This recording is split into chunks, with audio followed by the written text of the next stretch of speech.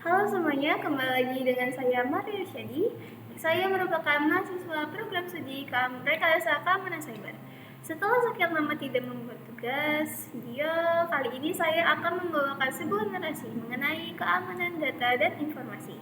Sebelum itu, sebenarnya apa sih data pribadi itu? Dalam Peraturan Menteri Komunikasi dan Informasi Nomor 20 Tahun 2016 tentang Perlindungan Data Pribadi dalam Sistem Elektronik, Pasal 1 yang berbunyi, data pribadi adalah data perseorangan tertentu yang disimpan, dirawat, dan dijaga kebenaran serta dilindungi kerahasiaannya. Sesuai yang tertera pada Undang-Undang Nomor 27 Tahun 2022 tentang perlindungan data pribadi pasal 4, perlindungan data pribadi itu terbagi atas dua macam, yaitu data pribadi bersifat spesifik dan data pribadi bersifat umum. Data pribadi yang bersifat spesifik adalah jenis data yang lebih sensitif dan dapat memberikan informasi yang lebih mendalam tentang mengenai seseorang. Contohnya adalah data keuangan pribadi atau data medis. Sedangkan untuk data yang bersifat umum itu biasanya tidak terlalu bersifat sensitif atau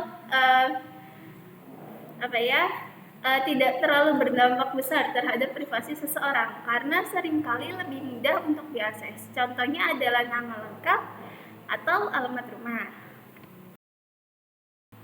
Nah, biasanya banyak nih yang keliru mengenai dua jenis data tersebut. Tak jarang saya juga menemukan teman-teman atau mungkin saya sendiri menyembunyikan data umum seperti wajah atau nama, namun untuk data bersifat spesifik disebarluaskan dalam artian dijadikan bahan curhatan di sosial media. Contoh, kita sedang sendirian nih di rumah, terus kita upload status kalau sedang sendirian, atau di situ kalian up foto, kita selfie di depan rumah atau di halaman rumah, yang menunjukkan kalau rumah itu kosong. Maksudnya kita sendirian. Contoh lainnya itu juga yang beberapa kali lagi ramai nih di sosial media, yaitu flexing saldo ATM. Terus tapi untuk nomor rekening atau nomor kartunya itu tidak disensor.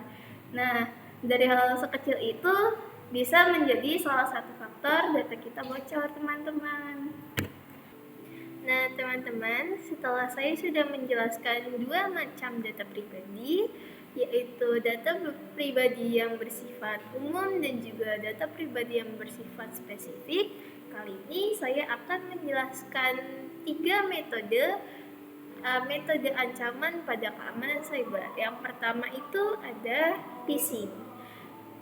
Phishing merupakan bentuk serangan cyber di mana pelaku mencoba menipu orang untuk memberikan informasi pribadi seperti kata sandi, nomor kartu kredit, atau data sensitif yang lainnya. Biasanya penyerang menyamar sebagai entitas yang terpercaya. Contohnya ada dari pihak bank, situs web yang populer, atau perusahaan untuk mengelabui para korbannya. Nah, belakangan ini phishing juga sedang marak terjadi di Indonesia. Contohnya itu ada penipuan melalui SMS banking atau aplikasi mobile. Penyerang mengirim pesan teks yang mengaku dari bank, memberitahu korban bahwa ada transaksi mencurigakan di akun mereka, dan mereka diminta untuk mengklik tautan untuk mengamankan akun. Tautan tersebut mengarahkan korban ke situs web palsu yang terlihat seperti halaman login bank. Jika korban memasukkan informasi login mereka, penyerang mendapatkan akses ke akun bank tersebut. Selain itu, ada juga laporan meningkatnya phishing melalui aplikasi chat seperti WhatsApp, di mana penipu mengaku sebagai teman atau kerabat korban.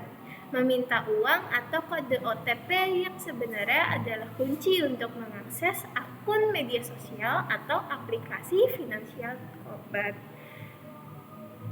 Yang kedua itu ada malware. Malware merupakan perangkat lunak berbahaya seperti virus, trojan, atau ransomware yang mencuri, merusak, atau mengunci data hingga tebusan dibayarkan. Yang ketiga adalah WiFi publik yang tidak terlindungi. Nah, bagi teman-teman yang sering mungkin ke kafe atau ke angkringan, itu kan biasanya ada WiFi yang tersedia di tempat tersebut. Nah, itu hati-hati teman-teman, karena WiFi tersebut belum tentu aman. Ada beberapa oknum yang sengaja membuat WiFi duplikat untuk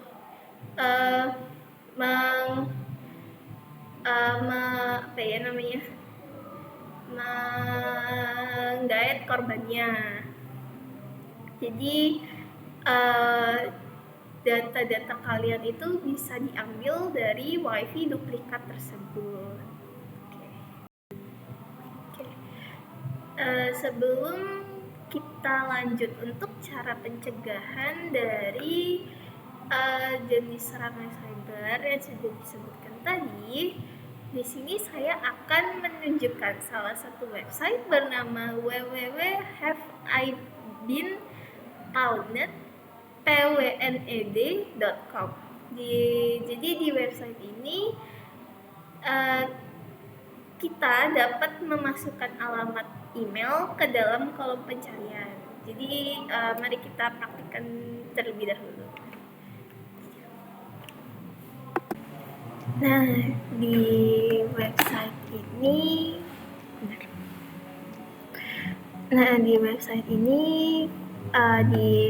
haveibeenpwned.com kalian bisa mengecek apakah email yang kalian gunakan sehari-hari itu pernah mengalami kebocoran data atau tidak. Coba kita ketikkan di sini, ketikkan email yang sering kalian gunakan.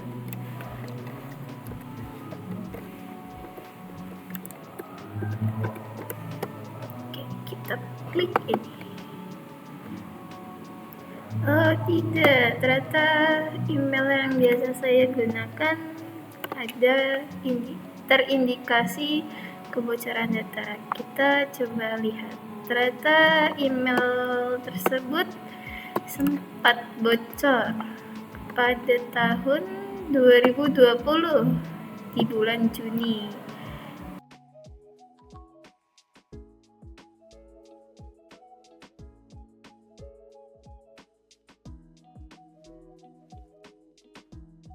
Nah, selain kita dapat memeriksa email kita apakah pernah terjadi kebocoran data, pada website ini juga tersedia berbagai macam fitur seperti Notify.me atau memberikan notifikasi pada email jika telah terjadi kebocoran data.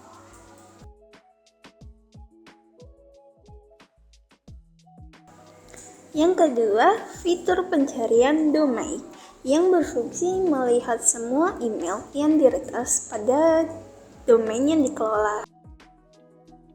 Yang ketiga, itu ada daftar kebocoran data publik.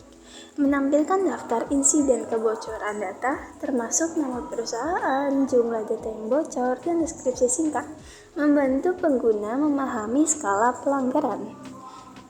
Jadi di sini kalian bisa melihat domain apa saja yang pernah terjadi kebocoran data.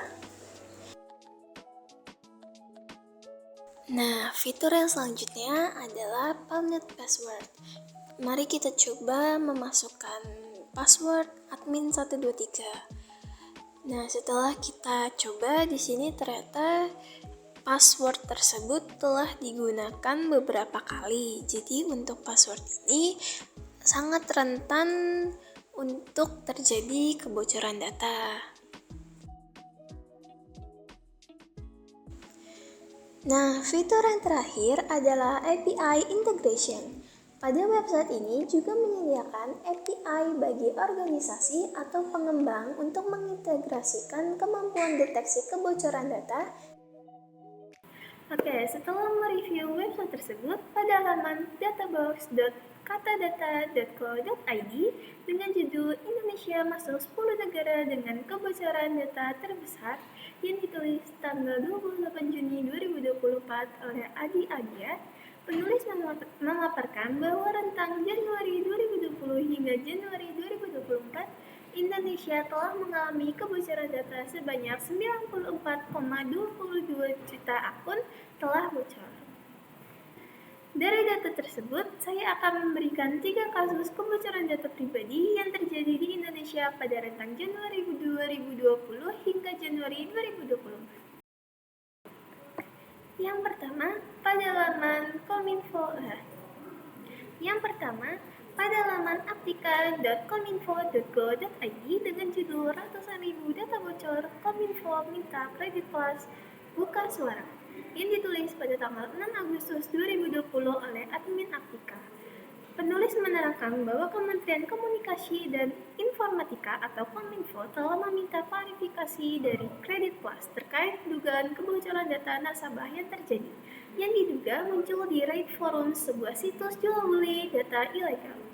Data yang bocor mencakup 896.000 informasi pengguna, termasuk nama, KTP, email, status pekerjaan, alamat, data keluarga, pinjaman, tanggal lahir, dan nomor telepon. Kredit Plus sebagai penyelenggara sistem elektronik atau PSE diharapkan memenuhi standar perlindungan data pribadi sesuai dengan Peraturan Pemerintah Nomor 71 Tahun 2019. Peraturan ini mengatur tentang penyelenggaraan sistem dan transaksi elektronik. Salah satu poin penting dalam peraturan ini adalah kewajiban bagi penyelenggara sistem elektronik untuk menjaga keamanan dan kerahasiaan data pribadi pengguna, serta untuk memenuhi standar perlindungan data yang ditetapkan. Yang kedua, ada Peraturan Menteri Kominfo Nomor 20 Tahun 2016. Peraturan ini mengatur tentang perlindungan data pribadi dalam sistem elektronik. Dalam peraturan ini dijelaskan bahwa setiap penyelenggara sistem elektronik harus memiliki kebijakan yang jelas mengenai perlindungan data pribadi, termasuk pengumpulan, pengolahan, dan penyimpanan data pribadi secara aman. Kasus yang kedua, pada laman cybertrade.id dengan judul investigasi dugaan kebocoran data pengguna bineka.com yang ditulis pada tanggal 7 Mei 2021 oleh Tante Gobel. Penulis menerangkan bahwa investigasi kebocoran data 1,2 juta pengguna telah selesai pada April 2021. Bineka.com diminta mengikuti rekomendasi untuk meningkatkan keamanan data dan memberitahu pengguna, tetapi tidak ada kepastian apakah data yang bocor memang milik mereka. Bineka.com mengklaim telah mengambil langkah-langkah keamanan seperti enkripsi password dan tidak menyimpan data sensitif. Mereka juga menyarankan pengguna untuk mengganti kata sandi secara berkala dan meningkatkan kewaspadaan. Namun, ada kritik karena mereka belum menerapkan autentikasi 2 langkah atau 2FA yang penting untuk melindungi akun pengguna. Kebocoran ini sebelumnya terjadi akibat peretasan oleh Shiny Hunters. Yang ketiga, pada laman kompas.id dengan judul Dugaan Kebocoran Data My Pertamina menjadi ujian Undang-Undang Perlindungan Data Pribadi yang ditulis pada tanggal 11 November 2022 oleh Aditya Putra Perdana. Dugaan kebocoran 44 juta data pengguna aplikasi My Pertamina sedang diinvestigasikan oleh PT Pertamina dan Telkom. Data yang bocor yang diduga diakses oleh peretas Bjorka mencakup informasi sensitif seperti nama, email, NIK, NPWP, nomor telepon, alamat, jenis kelamin, dan data penghasilan. Pertamina dan Telkom bekerja sama untuk memastikan keamanan data, namun investigasi masih berlangsung. Aplikasi My Pertamina yang digunakan untuk transaksi BBM meminta pengguna mendaftar dengan data pribadi. Kebocoran ini menguji efektivitas Undang-Undang Perlindungan Data Pribadi atau PDP yang baru disahkan. Ali menyarankan perlunya pemeriksaan data yang bocor, serta penerapan sanksi tegas untuk melindungi data pribadi. Direktur Eksekutif Information Communication Technology atau ICT Institute Heru Sutadi berpendapat kebocoran data ini nantinya dapat dibidik dengan Undang-Undang Informasi dan Transaksi Elektronik atau ITE dan Undang-Undang Perlindungan Data Pribadi atau UU PDP. Pada UU ITE bisa dengan pasal 30 karena ada dugaan pelanggaran menyangkut keamanan internet yang dicebok. Sementara pada Undang-Undang Perlindungan Data Pribadi atau UU PDP antara lain dengan pasal 67 ayat 1 yang mengakibatkan kerugian subjek data pribadi. Nah, setelah saya menjelaskan mulai dari apa itu keamanan data, jenis-jenisnya, metode ancaman keamanan cyber, lalu tadi ada mereview website untuk memeriksa kebocoran data pada email, dan kasus-kasus kebocoran data yang ada di Indonesia, saya akan menjelaskan bagaimana cara pencegahan dari kebocoran data tersebut. Yang pertama, ada hati-hati di media sosial.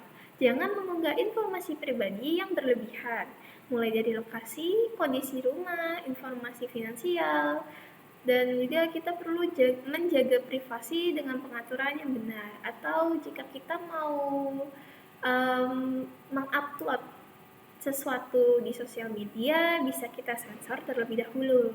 Yang kedua, untuk pencegahan phishing, kita bisa memeriksa keaslian pesan yang meminta informasi sensitif. Hindari klik tautan mencurigakan, dan juga kita bisa menggunakan autentikasi 2 faktor atau 2FA. Yang ketiga, untuk melawan malware, kita bisa mengupdate perangkat lunak dan gunakan antivirus. Jangan buka lampiran atau link yang sembarangan atau yang tidak kita kenali. Yang keempat, hindari akses data sensitif di Wi-Fi umum. Gunakan VPN dan nonaktifkan koneksi otomatis ke Wi-Fi publik. Jadi ketika kita sedang di cafe atau di coffee shop, itu hati-hati dengan Wi-Fi yang sekiranya berbahaya. Dan yang terakhir itu, kita juga bisa menggunakan kata sandi yang kuat dan backup data secara rutin. Nah, bagaimana teman-teman? Apakah penjelasan saya mudah untuk dipahami? Jika tidak, silakan tinggalkan komentar untuk saling berdiskusi mengenai keamanan data dan informasi. Sekian dari saya, sampai jumpa di lain kesempatan. Siap.